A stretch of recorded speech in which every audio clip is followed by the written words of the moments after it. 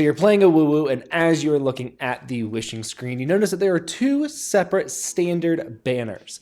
One for the characters, one for the weapons. And whenever you go to the weapons and you click on it, you see the Winter Broom, I'm gonna go with Broom, series of standard weapons. And you notice that you can pick which one you want to choose, and you notice that you are going to get the one that you choose at least, at the most, at 80 wishes. So you start looking at these weapons and you pick the sword. So in this video, that is what we're gonna do. We're gonna look at the standard banner sword. Now, in this video, we're going to look at this weapon, what it does, and who it can be good for in case you want to try and go for this weapon. I have this weapon at level 60 out of 60 on my Sanhua, who is one of my on-field damage dealers. Real quick, we're going to look at what it does. It does get up crit rate as its main stat. Its passive, Storming Resolution, increases energy regeneration by 12.8%, which is great. When Resonant Skill is cast, it increases attack by 6%. Max of 2 stacks can happen every 10 seconds. That every 10 seconds is only achievable by one character that I have found. Now, with it getting up crit rate, that is going to be really, really good. Looking at my Sanhua split, I do have a RC3 Sanhua, which means that if I just do her basic attack, number 5, I get up my crit rate anyway. So her split, having that constellation, having that RC, does allow me to get up to a crit split of like 60 over 219, which is really, really good. She does like the energy regeneration because she does a lot with her burst, and she really enjoys the attack. Now, she can, of course, only trigger one of the attack passives because her skill has a cooldown of 10 seconds, meaning she can't get that second stack. But real quick, we're just going to go in and we're going to show this in action. Her attack is 1182. If we go in and we use her skill, we open it back up, it is now 1215. So that is the passive of this weapon, giving her an attack buff. And then, of course, any kind of crit weapon is just going to be good kind of inherently. Even if you can only use it as a stack stick, it's still going to be very, very good. As you can see here too, this is her true crit split once we activate her RC1 constellation. I've got to figure out, we got to figure out exactly what to call these things. And as you can see here, the cooldown of her skill is 10 seconds, like I said. So we can't trigger the passive twice to get multiple attack buffs. Now, this weapon on a character like Sanhua, especially if you are using her as your main DPS and not your, I think sub DPS is going to be actually a better term for this game currently versus off-field damage. Whereas in Genshin, I prefer the term off-field damage dealer. I think sub DPS is going to be good, because it almost is like a secondary damage dealer. That's how this is going to work with an outro skill that matches the playstyle. Sorry, random thought.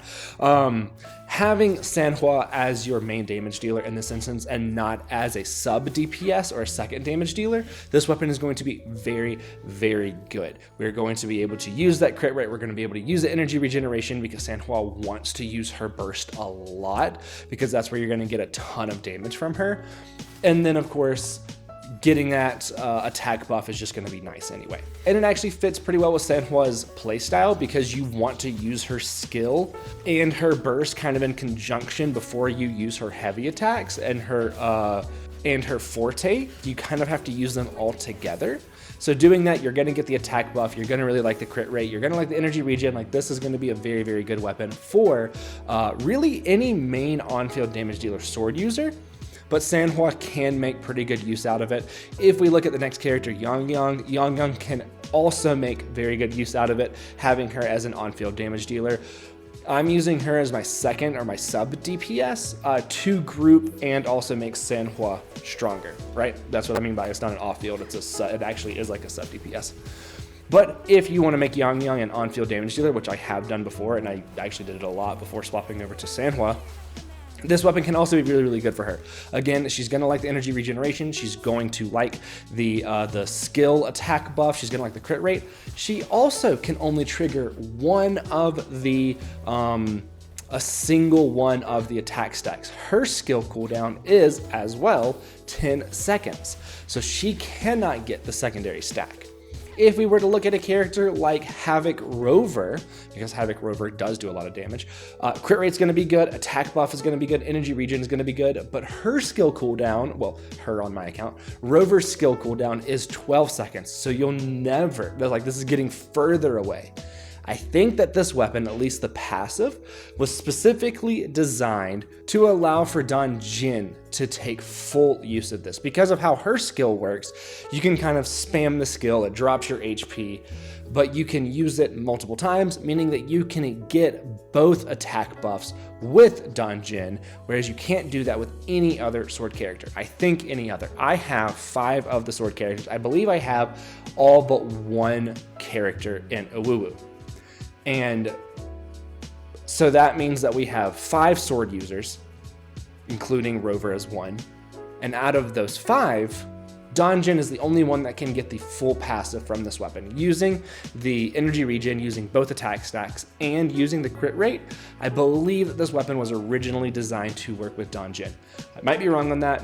It might also work with another character or a character that we're going to be getting soon. Like I said, I think I have all the sword users. I might be missing one. So, do I recommend getting this weapon? Absolutely. I think that for right now, I have nearly every, oh no, okay, I'm missing the Lion Kid. I don't have the Lion Kid. I don't have the Lion Boy. I don't know what weapon he uses. He might also use sword. But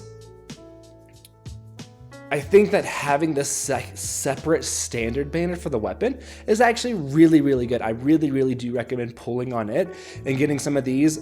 Check out the other ones as well, because the sword isn't the only one that gives crit rate. Not all of them give crit rate. Some of them do, some of them don't. Do be sure to go check out all of those weapons to see if they give crit rate or see if they give a stat that would be good for the character that you want to use it on. But I do think that they are worth pulling. In fact, I might try and get a second one of these at some point so that way I can have it on multiple characters. Even at R1, even at rank 1, I think that I would rather prefer to have this weapon for multiple characters instead of having one weapon R5, for example. So do go check out the rest of the weapons on that standard banner. Do make sure that you're using some of your standard pulls on this weapon banner and not just all for characters. That is going to be it for this video. By the way, while I was just running around fighting stuff at the end to just get something to end this on, Sanhua hit over 12K just from swapping between Yang over to Sanhua, which is why I really enjoy them on team together.